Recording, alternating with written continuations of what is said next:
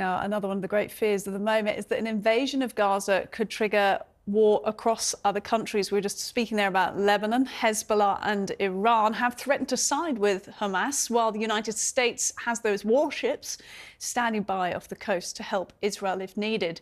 Let's bring in security and intelligence expert Professor Julian Richards joining us once again. And we spoke to you maybe about 2 weeks ago at the start of this latest war, Julian. Now, here we are. The situation has developed so much.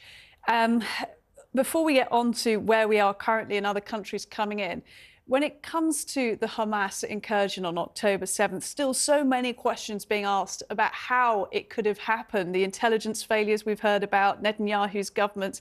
Beyond Hamas themselves, is there somebody people are looking at now, or not person, but body, that is responsible for allowing that terror attack to happen on that scale?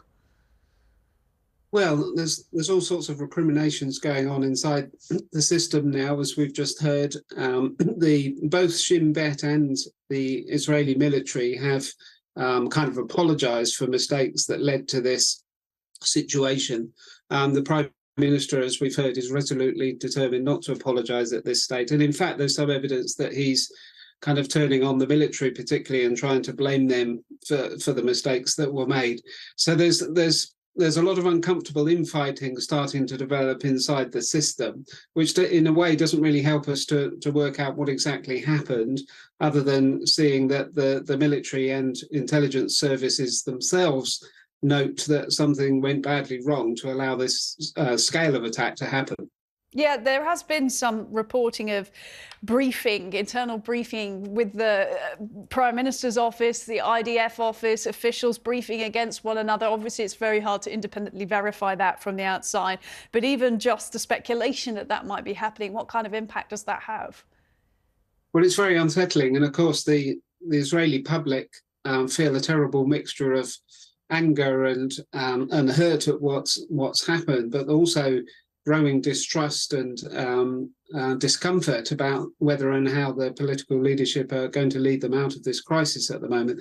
So that's a very dangerous situation, particularly for Israel, where you've got a country under attack that it needs to deliver a resolute and competent response, even if the first response to the attack was clearly faulty.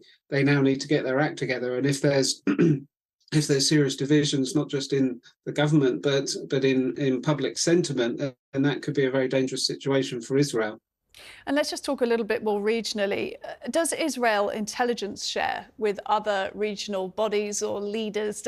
Who would it sort of share Hamas operation intelligence with in the region? Well, it does have a number of intelligence sharing relationships. Mostly with Western countries, primarily the US, of course, but other European countries as well. It's in a pragmatic way in recent years, it's been developing all sorts of intelligence relationships with regional partners in the Gulf and elsewhere. And indeed, that kind of normalization of the situation was something that Iran have been particularly worried about, and that could be a factor in this situation here. Whether those partners had other intelligence, it doesn't look like they did particularly. This, as was the case in 1973 and 9/11 and numerous other cases, this seems to have been a complete intelligence surprise for everyone in and around the region, and must be partly because it was planned so well. So when the dust has settled, we'll have to try and work out how on earth Hamas managed to plan this so effectively. If then we do see this tipping into this wider regional conflict, if we see Hezbollah making a serious entry from the north and then retaliation that way as well, and potentially even further afield, how will that impact perceptions of Israel's handling of all this? Well, again, it was as was the case in 73, the Yom Kippur War.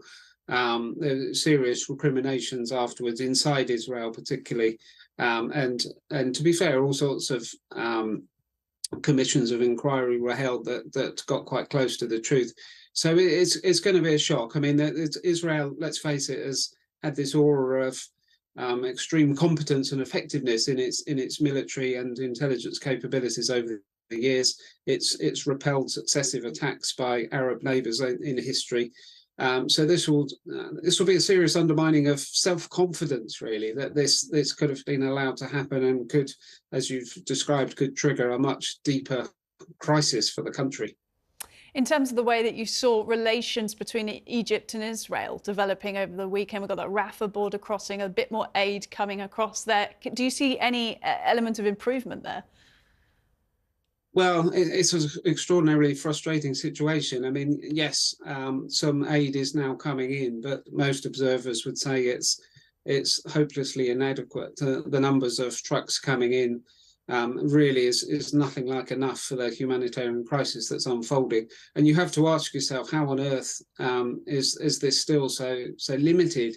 And questions had to be asked of Egypt for that. You know, surely Egypt could help a bit more and open things up. So there's some developments there. Of course, Egypt is very opposed to Hamas as well. So they're not particularly keen on allowing Hamas to get away with this or allowing militants to cross the border. So that makes it a difficult situation. And sadly, it's the civilians who seem to be paying the price for that.